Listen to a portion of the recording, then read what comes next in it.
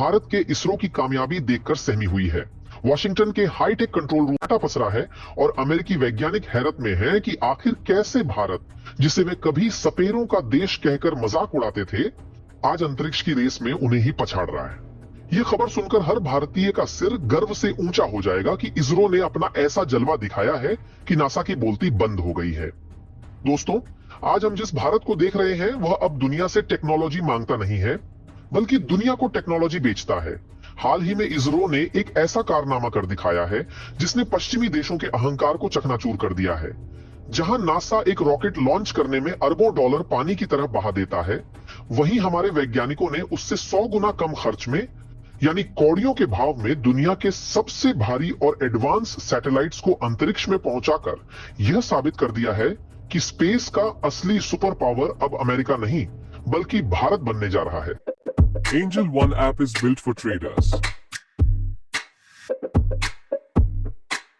Open free Demat account today. Investments in securities market are subject to market risks. Read all the related documents carefully before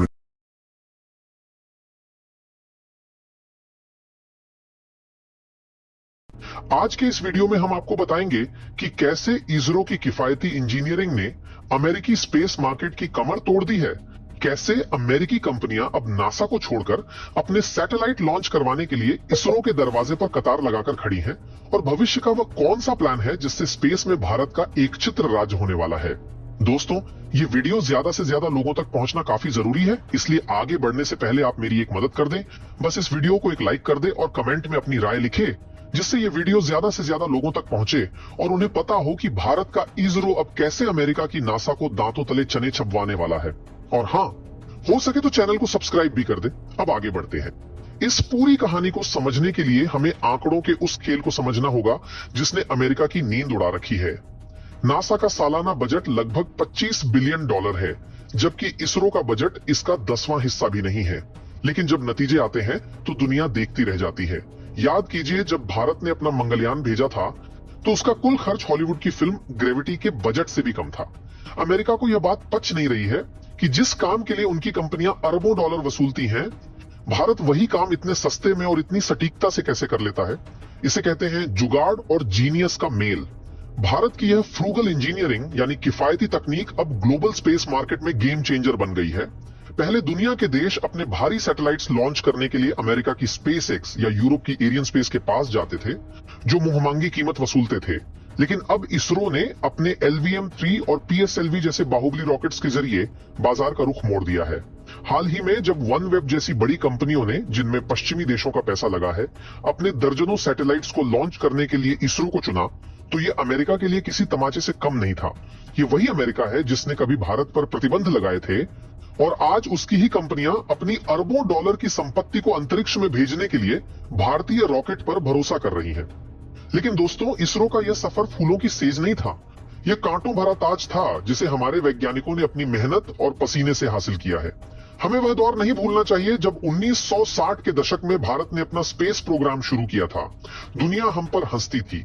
पश्चिमी media में ऐसे cartoon छापे जाते थे जिनमें एक भारतीय किसान को बैलगाड़ी के साथ दिखाकर पूछा जाता था कि गरीब भारत को स्पेस प्रोग्राम की क्या जरूरत है। हमारे पहले रॉकेट के हिस्सों को साइकिल और बैलगाड़ी पर लादकर लॉन्च पैड तक ले जाया गया था।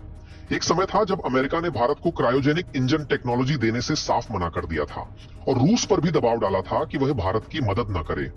अमेरिका चाहता था कि भारत हमेशा उन पर निर्भर रहे और कभी अपने पैरों पर खड़ा ना हो सके, लेकिन उन्होंने भारत के जज्बे को कम आंका। हमारे वैज्ञानिकों ने हार नहीं मानी। उन्होंने दिन रात एक कर दिया और खुद अपना स्वदेशी क्रायोजेनिक इंजन बनाकर तैयार किया। आज उसी स्वदेशी तकनीक के दम पर भारत चांद के दक्षिणी ध्रुव पर पहुंचने वाला दुनिया का पहला देश बना। चंद्रयान 3 की सफलता ने उन सभी आलोचकों के मुंह पर ताला लगा दिया जो भारत की क्षमता पर शक करते थे।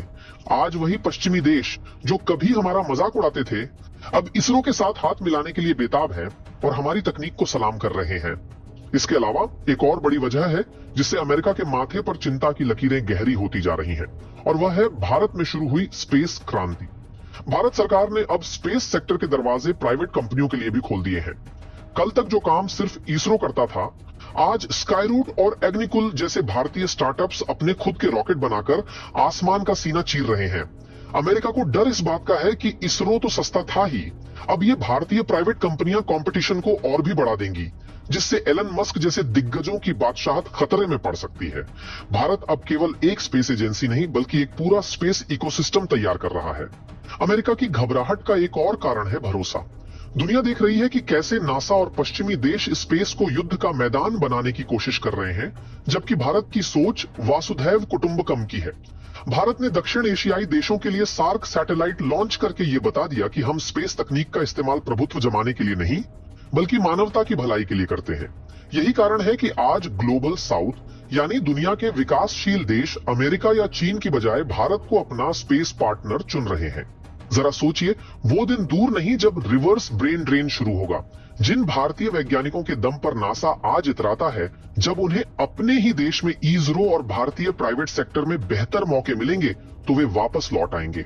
अगर ऐसा हुआ तो अमेरिकी स्पेस